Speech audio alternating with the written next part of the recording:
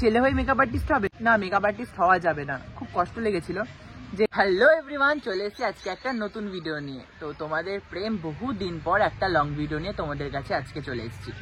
আর হ্যাঁ, তোমরা কিন্তু সবাই আমাকে ইনস্টা, ইউটিউব, ফেসবুক সব জায়গাতেই প্রশ্ন করেছো, দাদা তুমি মেকআপ প্রফেশনকে কেন বেছে নিয়েছো? তো আজকে সেই প্রশ্নের উত্তর দিতে তোমাদের কাছে চলে এসেছি আমি। প্রথমত সবকিছু আমি জিরো থেকে আবার শুরু করেছিলাম, সেটা হয়তো তোমরা অনেকে জানো, অনেকে জানো না। যাই হোক, সেই সমস্ত কথায় আসছি না। তোমরা হয়তো অনেকে দেখেছো জানুয়ারি মাসে আমি হসপিটালাইজ ছিলাম। তো সেই সময় আমি যখন ইউটিউবে আস্তে আস্তে গ্রো করা শুরু করেছিলাম, আর ইনস্টাগ্রামে আস্তে আস্তে গ্রো করছিল, বাট আমি 2 মাস, আমার মনে আছে আমি পুরো 2 মাস বিছানা থেকে উঠতে পারিনি। আমার শরীরের অবস্থা প্রচণ্ড খারাপ ছিল। তো হসপিটালে যখন ভর্তি ছিলাম তখন ভাবতাম হয় চ্যানেলটা কী হবে, ইনস্টাগ্রাম আইডিটা কী হবে। আমি যেটা ভয় পেয়েছিলাম সেটাই হয়েছিল আমার সাথে। আমার আইডি, আমার ইউটিউব, আমার ফেসবুক সমস্ত রিচ ডাউন হয়ে গিয়েছিল। দেখো, একটা কথা মানতেই হবে, আমাদের যদি শরীর খারাপ হয় না, হয়তো তোমরা কয়েকজন যারা ভালোবাসো তারা হয়তো পুরো ভিডিওটা দেখবে, বাট ইউটিউব যখন আমি ভিডিও দেবো না দিতে দিতে কি হবে, আমার আইডিটাকে পুরো রিচ ডাউন করিয়ে দেবে। এমনকি আমি ভিডিও ছাড়লে কারো কাছে নোটিফিকেশনটা অবধি যেত না। প্রচণ্ড ভেঙে পড়েছিলাম। তো যাই হোক, ফেব্রুয়ারি মাস যখন গেল, সরস্বতী পুজোটা গেল, তখন আমি ভাবিনি আমি মেকআপ আর্টিস্ট হব। তো এটা কি বলবো আমি জানি না, এটা ভগবানের হয়তো ইচ্ছে ছিল যে আমি এই প্রফেশনে আছি। তো ঈশ্বর ছাড়া আমি বিশ্বাস করি কিচ্ছু হয় না এই পৃথিবীতে।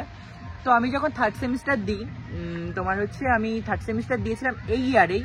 আমি যখন এই ইয়ারে 3rd সেমিস্টার দিই, তখন আমি পিসির বাড়িতে থেকে 3rd সেমিস্টার দিচ্ছিলাম। তো তখন বাড়ি থেকে বলছিল, তোর তো এই আইডিগুলো আর রিচ টিচ নেই, তুই একটা অন্য কিছু কাজ কর। সত্যি কথাই বলছি, তোমাদের সাথে কিছু শেয়ার করতে আমার কিছু গায়ে বাঁধে না, বাট ওরা ভেবে বলেছিল যে অন্য কিছু কাজ কর। বাট আমি যদি অন্য প্রফেশনে যেতাম, আমি একটা জিনিস জানতাম, হয়তো তোমাদের সাথে যে ভালোবাসার বন্ডিংটা ছিল, বা আমি ইনস্টাগ্রামে বা যত কষ্ট হোক ইনস্টাগ্রাম, ইউটিউবে ভিডিও করতে, কারণ আমি সেই ভিডিওটা করতে পারতাম কি, আমি মনের জোর পেতাম তোমাদের ভালোবাসাটা। ভাবছিলাম হয়তো কোথাও গিয়ে তোমাদের ভালোবাসাটা হারিয়ে ফেলবো। তখন আমি শান্তিপুর কলেজে 3rd সেমিস্টার দিচ্ছিলাম, তখন হঠাৎ আমার পিসি আমাকে বলল যে কাজ কর, তুই তো ছোটবেলা থেকে খুব সাজাতে ভালোবাসতি এবং তোর এই সম্পর্কে অনেক নলেজও রয়েছে, তুই ভালো সমস্ত লুকসও বুঝিস, তো তুই কিন্তু মেকআপ আর্টিস্ট হতে পারিস। সত্যি আমি তখনও ভাবিনি যে আমি মেকআপ আর্টিস্ট হব। তো তারপর আমি এটা নিয়ে সেই আমার এক্সাম যতদিন চললো, 2 সপ্তাহ ধরে আমি এক্সাম দিতে যেতাম। যেটুকু টাইম পড়তাম আর বাদবাকি সময় শুয়ে শুধু এইটুকুই ভাবতাম আমি কি পারবো।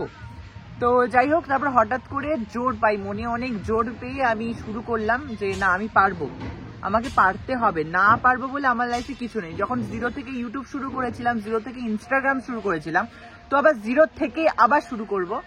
তো আমি ভাবছিলাম যে না, আমি মেকআপ আর্টিস্ট হবো। তো বাড়িতে বলি, তো স্বাভাবিকভাবে আমার বাড়িতে এটা একটা বিশাল বড় বোম ব্লাস্ট হয়েছিল, না মেকআপ আর্টিস্ট হওয়া যাবে না। খুব কষ্ট লেগেছিল যে জিনিসটা হতে চাই। অ্যাকচুয়ালি সবার বাড়িতেই হয়তো এটা প্রবলেমটা হয়ে থাকে, যারা ছেলে বেসিক্যালি। ঠিক আছে, ছেলে হয়ে মেকআপ আর্টিস্ট হবে, তোমাদের মনে যেমন প্রশ্ন ছিল আমার বাড়িতেও ঠিক তেমনই প্রশ্ন ছিল প্রথমের দিকে। এখন অনেকটাই ঠিক হয়ে গেছে।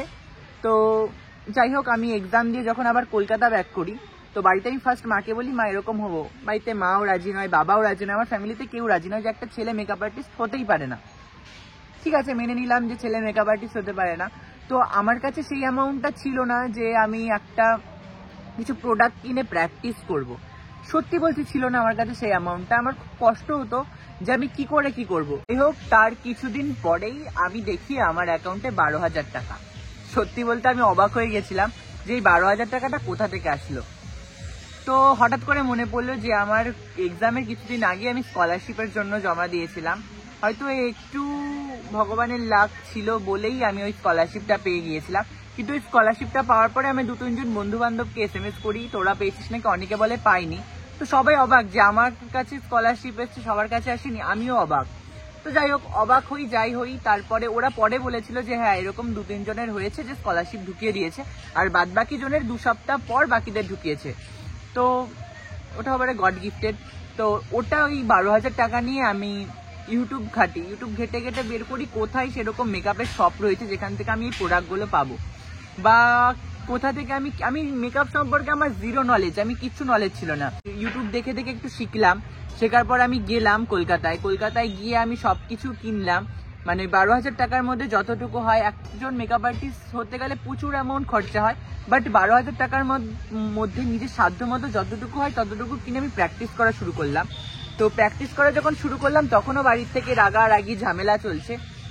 তারপর অনেক বোঝানোর পর আমার বাবা বুঝলো, মা বুঝলো, বোঝার পর ওরা মেনে নিল যে না হবে। তারপরেই আমার ক্লাস জয়েন করা। তো আমি এইটুকু মানি যে যদি মা বাবার আশীর্বাদ মাথার ওপর থাকে না, তো সব কিছু সম্ভব। তো ওরা এখন আমাকে অনেকটা পাশেও রয়েছে, অনেক আশীর্বাদও করছে যাতে আমি এই প্রফেশনে অনেক দাঁড়াতেও পারি। তারপরেই আমি ভাবলাম যে ইনস্টাগ্রামে আপলোড দেবো। আমি কিন্তু 2 মাস এদিকে আমি বাড়িতে প্র্যাকটিস করতাম, বাট আমার ইনস্টাগ্রাম ইউটিউব ফ্যামিলি কিন্তু জানতো না। তো আমি ভাবলাম যে না, এবার আমার ইনস্টাগ্রামে জানানো উচিত। তারপর ইনস্টাগ্রামে মনে আছে আমি একটা ফার্স্ট ভিডিও আপলোড দিয়েছিলাম, এই যে এই ভিডিওটা। তো অনেকে অনেক ভালো কমেন্ট করেছো। তারপরের ভিডিওতে আমি আপলোড দিয়েছিলাম যে দেখো এইগুলো হচ্ছে তার কমেন্ট।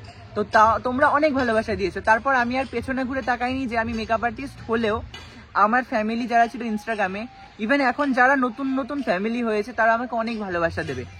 আর তারপর থেকে আমি আর পিছন ঘুরে তাকাইনি। কিন্তু তোমরা অনেকে অনেক খারাপ কথা বলো, বাজে কথা বলো, বাট সত্যি কথা বলছি, ওই যে ভালো মানুষগুলো এত ভালো ভালো কমেন্ট করে না, ওইগুলো দেখে আমার আর মনে হয় না যে আমার আর পেছনে ঘুরে তাকানো উচিত। আমি আমার মতো এগিয়ে যাই। তো এইভাবে আমি মেকআপ আর্টিস্ট প্রফেশনে আসলাম। আর আজকের ভিডিওটা অনেক লং হয়ে যাচ্ছে, যাই হোক। তো তোমাদের পরের কোনো ভিডিওতে শেয়ার করব যে মেকআপ সম্পর্কে আরও আমার লাইফের যে হিস্ট্রি সেটা নিয়ে আমি পরে আরও কিছু শেয়ার করব। যাই হোক, আজকের ভিডিওটা কেমন লাগলো তোমরা অবশ্যই জানিও। অনেকদিন পর আজকে একটা লং ভিডিও আপলোড দিলাম। ভিডিওটা কেমন লাগলো অবশ্যই কমেন্ট বক্সে একটা কমেন্ট করো, তাহলে আমি আবার দ্বিতীয় ভিডিওটা আপলোড দিতে সাহস পাবো। তো আজকের মতো ভিডিওটা এইটুকুই। দেখা হচ্ছে তোমাদের সাথে নেক্সট কোনো ভিডিওতে। সবাই ভালো থেকো, সুস্থ থেকো, নিজের খেয়াল রেখো। আর একটা কথা বলছি বস, নিজেকে ভালোবেসো, জীবন অনেক সুন্দর। চলো আজকের মতো টাটা।